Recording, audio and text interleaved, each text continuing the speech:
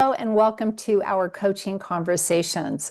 My name is Darrell Lee Barbera. I'm one of the principals here at Diversified Professional Coaching, and we're thrilled that you've decided to join us on our YouTube channel for a really great coaching conversation. So the title of our coaching conversation today is Operational Analysis. We're joined by Steve Gailing. Steve, thanks for joining us again. You're welcome. And he is one of our certified professional business coaches here at DPC. Now, you do have a link to go see Steve's detailed bio, but I will just give you a couple of highlights. He has an amazing background in business. What you'll see is over 27 years of leadership as an Army officer and retiring as a colonel. When you look at his areas of expertise, starts with strategic planning and execution. And indeed, you might go look at one of his other recordings here on the YouTube channel, which was how to develop and implement an effective strategic plan. And indeed, after we did that recording, which Steve gave us excellent information for all sizes of businesses in strategic planning. But after we were through, Steve and I visited about, wow, that conversation just lends itself to a conversation about operational analysis. Now, the strategic planning, that was for all sizes of business. This conversation is going to be more medium to large. Steve, is that right? Correct. Yes, that's right, Darrell. Yeah. Excellent. Well, listen, thank you for coming back again. And I know last time we talked about the 5 stages of strategic making, and you mentioned that one of the keys to strategic leadership success is the effective use of operations research analysts. So you do have a master's degree in operations research, and you worked for 19 years in the field. So maybe we should just start with, what is operations research, and importantly, why should we care? All right. Well, thank you very much, Darrell, and thank you for the kind words in the intro. If you could bring up the first slide, and I'll bring our listeners back to really what started the conversation here on operations research analysts and what they're capable of doing. All right, that will take me just a moment. Yeah, while you're doing that, you're exactly right. It was a discussion about strategy making and the 5 steps that companies were actually not only large companies, but really any company, even a sole proprietor, really needs to go through in terms of developing their overall strategic plan. So I'll talk just a little bit about the stages, and then we'll link it right back to operations and research. Stage number 1 is probably the one area where an operations research analyst really is not needed. That's the strategic vision of the senior leadership in any company, any size company. Again, it's based on their initial core values, the vision, and the mission of the organization. At that point, beginning with stage 2, as we discussed, that's exactly where an operations research analyst would enter the picture. Setting the objectives, working hand in glove with the leadership, an operations research analyst will help identify the data and the techniques that can be used to try and evaluate objectives. 1, are they the right objectives for the organization? And 2, as the organization progresses over time, are they meeting their objectives? So stage 2 and stage 3 are absolutely critical for an operations research analyst. Getting in on the ground floor, being able to work to set the objectives, identify data that's used, and then come up with the type of techniques that can be used to determine whether or not leadership has the right alternative selected. If not, what other choices do they have? Stages 4 and 5, it might be 6 months down the road. It might be sometimes a year or 2 down the road, depending on the detailed analysis required on those objectives. Let me give you one example. For example, in the military, when you have war planners that are looking at various areas throughout the world, they have to take into account myriad of changes in politicians, economy, militaries throughout the world, and they will rerun the scenarios over and over again. And of course, they can change depending on election cycles, um, the pandemic when we had COVID-19 hit. So any big change like that can immediately uh, uh, uh, not only change the outlook of a company and militaries throughout the world, but it necessitates another model run. It necessitates deeper data analysis. So with that, let's jump into what are the steps that a research analyst would follow, and how could that analyst work directly with leadership. So if you could go to the second slide, please. First off, I'll give you a moment just to take a look at that. Step number one, define the problem. That seems pretty obvious, but it can be a lot more difficult than individuals realize. Let me give you an example of a city that is providing an ambulance service for the geography of their town and maybe the outlying suburb areas. The problem in this particular case is the city is reducing their budget. So how are they going to provide ambulance services? Do they provide it with a private company? Do they think that they can provide it cheaper, even though there's a budget cut coming up, by providing it as a public service? And so the first problem is, how do we provide the most effective ambulance service for our particular area? So before you do anything else, you have to identify what is it that you're trying to solve.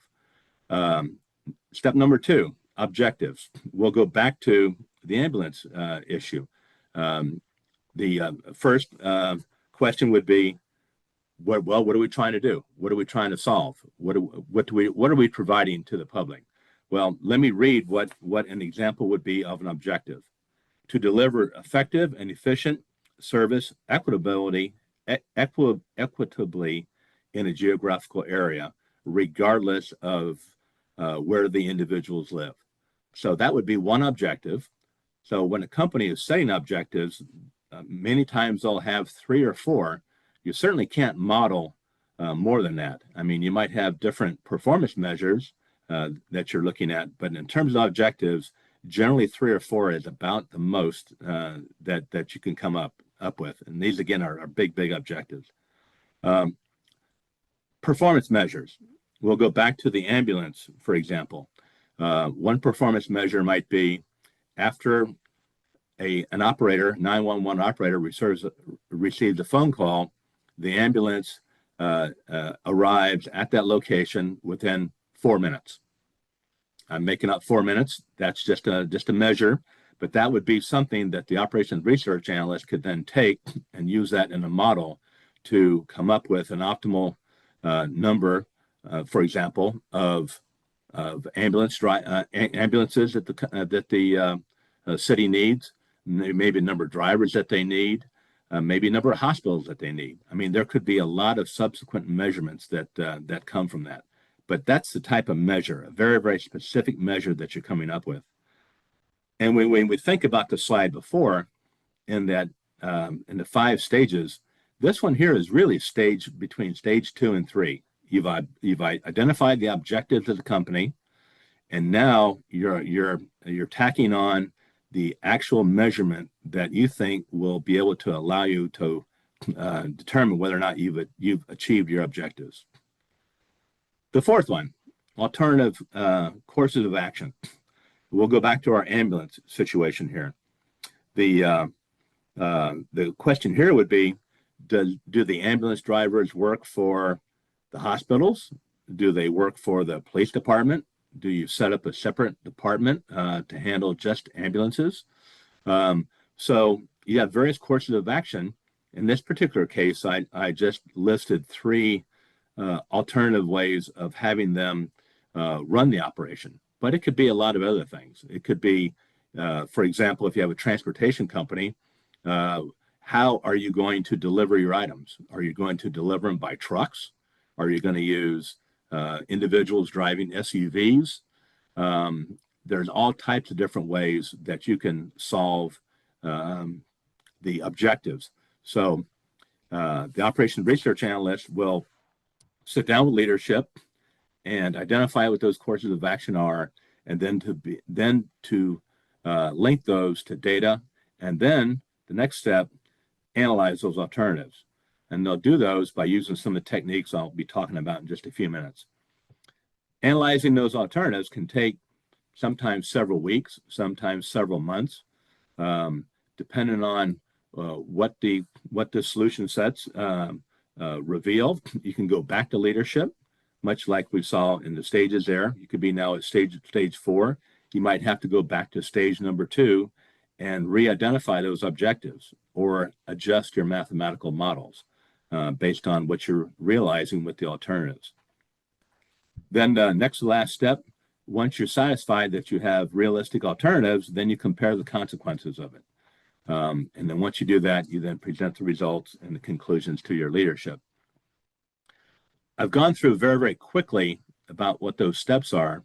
There's a lot of work within these steps, and the bigger the organization, the more time it can take throughout these steps. And in the next scenario here, we'll talk about what those areas are. Sorry, Steve, I accidentally clicked to the next slide. Shall I go there? Oh, sure. Go right ahead. Okay. Yeah. There's actually 3 major areas. There it is. Thank you. There's 3 major areas in operations research, and I'm going to talk about all 3.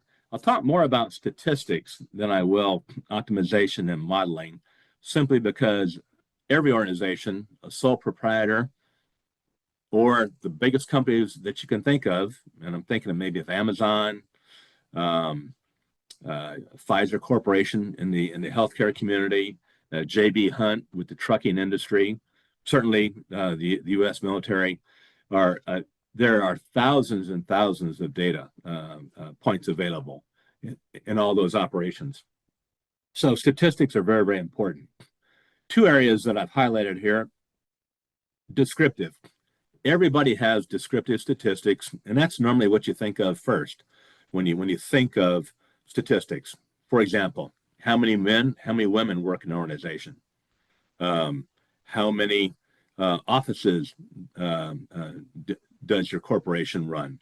Where is your corporation located? What were the sales last quarter, last year? How many phone calls were made last week? I mean, the list goes on and on and on of descriptive statistics. But those descriptive statistics begin to paint a picture, and that's really where the name comes from.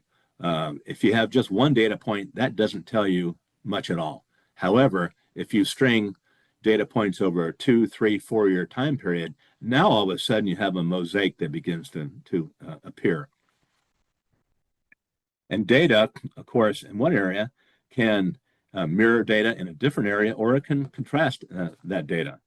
And data can be used to inform other decisions. Let me give you one example, Darrell.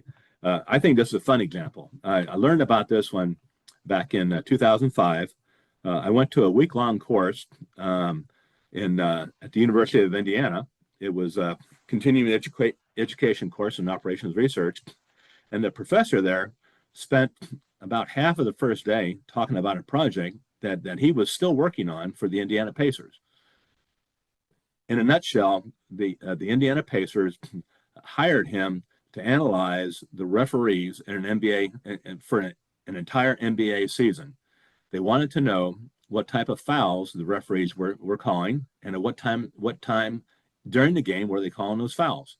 So for one entire year, he did nothing but collect data on every game in the NBA and every referee that refereed and all the fouls that they called and what time in the game they were calling those fouls.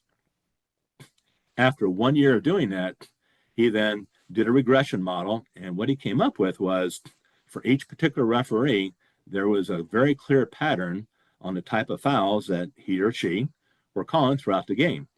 And in particular, the last couple minutes of a game, if you're a basketball fan, if it's really tight, coaches are always calling timeout, and they're huddling up and they're calling plays. Well, guess who joined in that huddle? for the Indiana Pacers. It was this professor. What he would do is as soon as the coach would huddle, the coach would look over at him and he'd say, "Referee, whatever his name was, loves to call blocking fouls down the lane the last 1 minute of the game." Great, thank you. So the coach would turn right around and he'd take that information and he would be more than likely to develop a play that would result in a pass, right in the middle of the court and a run to the basket, knowing that referee has a tendency to call a blocking foul, and of course they would end up on the free throw line. The reason why I mention this is because, one, it's out of the box thinking. It's data that has, you would think, very little to do with running a basketball game, even though they're referees, but they're not the players actually shooting the baskets. But the professor was able to take data that was not from the basketball court, but take data from outside and apply it to that operation and apply it to the game, and was useful to the coach to make a decision. Same thing with a good operations research analyst. A good operations research analyst can take data that may be completely outside of your organization and can use that to make your organization function better and more efficiently. Typical examples, let me just give you kind of the historic examples of using data. Financial services organization, number of clients, assets under management, quarterly analysis, those all fall under descriptive statistics. Again, they can be very, very important, and they are very, very important. But taking all those data points one step further, you can do a regression, and you can then link independent and dependent variables, and you can begin to forecast outcomes based on external data. So that's really where an operations research analyst comes in. And going back to strategic leadership, that operations research analyst can inform not just in the strategic planning process, but really weekly and monthly operations as to how to improve things. Do you have any questions comments before we go on to the next one? I do. You've covered so much, and I so appreciate it. I'm sure that we all appreciate the, here we have the operations research areas. And for me, I go, oh, I love it. It's a simple 1, 2, 3, right? Not that these are simple things, but it's statistics, the optimization, and then the modeling and simulation. So that totally works for me, that we've got these 3 broad categories. And my thought is that this whole process is kind of just, it's a 1, 2, 3 for us. And regardless of the size of your business, it's just an element of degree, right? I mean, this is going to look totally different for a very large company that has a lot of deep data, maybe an older company and so forth. But the sole proprietor, the small business, Steve, you've got some salient takeaways there. And I'm going to go back to my 1, 2, 3, because what we're doing, it feels to me, is that we're looking at where are we now, because you had us, I'm going to go back to your slide. Whoops, maybe, hold please. Defining the problem, right? So where are we now? Okay, so that really, and probably that's a great role for having a business coach, because you've got this other set of eyes looking at what sometimes in business we're so close to ourselves, right? We're so busy as the business owner working in our business that to stand back and work on our business, that's really where a coach is invaluable. So defining the problem is just looking at where are we now? And then we go to the end, the results and conclusions. Well, we have to have a clear picture of where are we and where do we want to go, right? So, right, correct. And we've got to define it really tightly. And then this process is, and how are we going to get there? All right. And depending on how complex is the problem and the result or conclusion will really determine how straight is that line between point A and point B. right? And Oh, certainly we want to be as effective and as efficient as possible. And you have shown us really the deep appreciation that I'm sure we all have for our research areas, certainly, because that will inform what is that path between where we are and where we want to go. So I see this as this 1, 2, 3. So am I making it too oh, simple? no. Actually, you're not. You're providing clarity to the whole process. You're exactly right. A business coach will work with the coachee to step number one, define the problem. You have to understand what it is you're trying to solve. Otherwise, you could be going anywhere and not really getting to the focal point of why the coach is there. And certainly the CEO or the CFO in an organization will, if he or she doesn't know where they're going and what the exact problem is, then you can't solve it. You might solve a tangential problem, and it doesn't mean that you're not making some beneficial decisions, but you're really not getting to the nexus of the issue. So defining the problem is absolutely key, and that is, and again, an operation research analyst can help you once you define the problem, can help you identify ways to evaluate how to solve that problem, and then come up with the proper techniques. Yeah. And the words that are Yeah. going through my mind is go deep, right? Go deep. And it takes a team, and it takes someone that Right. absolutely can guide that team and pull those pieces together, because there's a lot between the where are we now and where are we going to go, right? A Correct. lot of things we have to cover. Right. So, but So regardless of the size of the business, we shouldn't be deterred from embracing that challenge or opportunity, right? Depending on what absolutely, it is, like on an absolutely ongoing basis. So, correct. It is a great opportunity. Let me give an example. Moving on to the second area, optimization. Optimization is all about trying to, again, with those three bullets right there, they summarize exactly what you're trying to do. But let me give you two examples, and maybe that will provide clarity to it. Um, Almost everybody has been in a bank, and the first thing that you do in a bank is you get in line. There's a queue for tellers at a bank. Now, a bigger bank might have 4 or 5 tellers. A smaller bank might have just 1 or 2. But the the whole idea behind a queue was developed by an operations research analyst a number of years ago. One of the big areas was Disney. How many ticket operators do you need for thousands of people showing up at the exact same time to buy tickets to get into and at the time Disney World when it first opened in the early 70s? Well, optimization is how many sales people do I have? How long will people be there in line, and how does that change over time? And so that's all about improving the business process. Um, Coors Beer Company. I'll give an example there.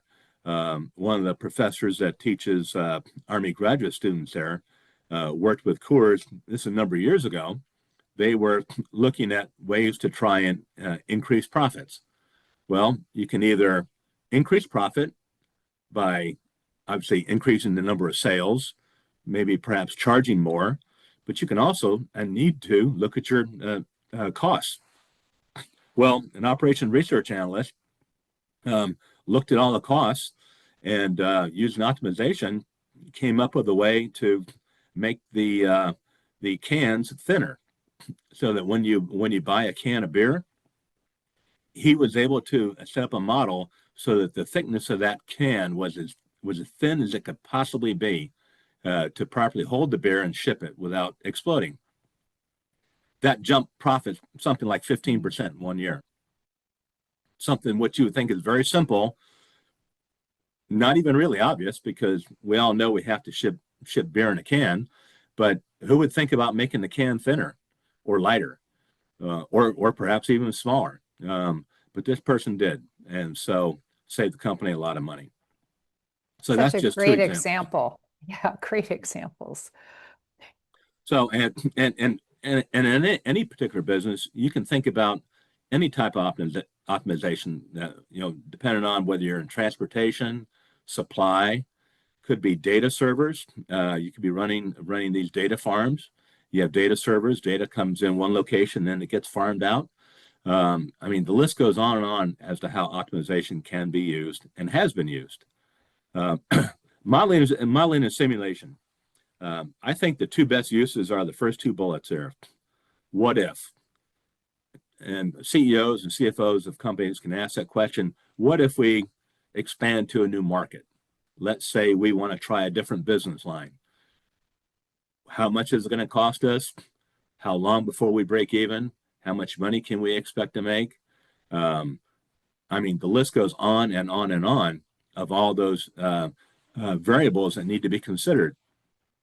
Well, an operations research analyst can develop a mathematical model using data that's measurable, and then model it, and then come up with, various different scenarios, and say, well, maybe it's 7 years before you break even. Maybe you never break even, or maybe the only way you can break even is if you open up 2 or 3 more storefronts. I mean, again, all those different things can be revealed by running a model and then simulating the process as it's going. So, and what's good about this is that CEOs, CFOs, boards, they can hire an operations research analyst to do this, and they're not impacting their current operation. So it's not like you're running an alpha test where you're spending, millions of dollars running a beta test to see if it's going to improve operations or not. You can have a model reveal what is likely to happen, and then based on those results, you can make your decisions. So, Steve, this has been amazing, and thank you for that further clarity on our 1, 2, 3 that's right here on the screen for us. Do you have anything else to show us in your slide deck? And if not, do you have any, final words for us about this? I mean, you have covered a lot, but made it so clear. Well, yes, Darlie.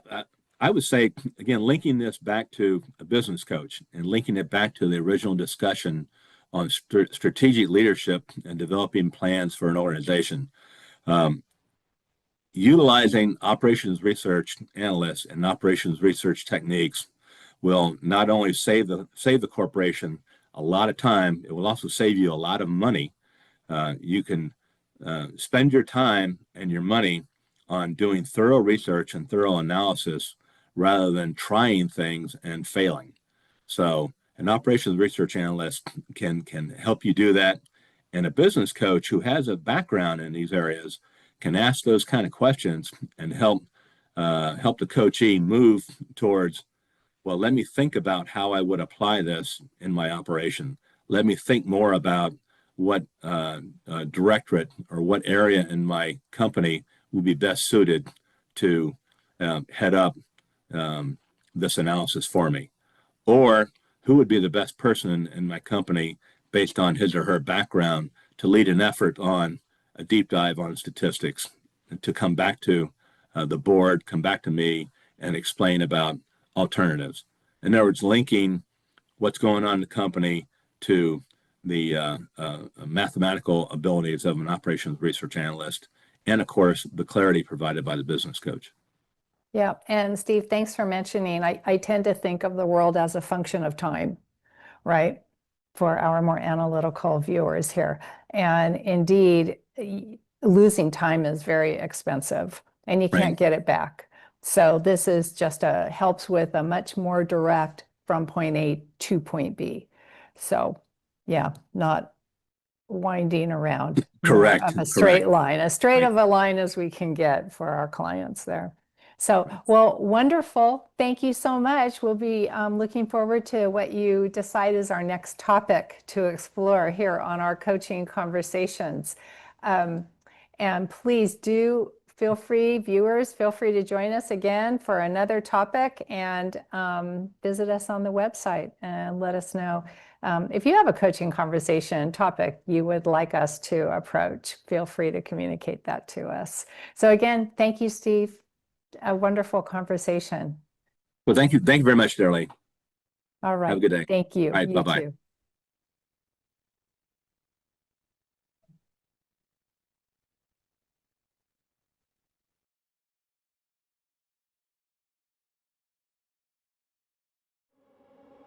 too.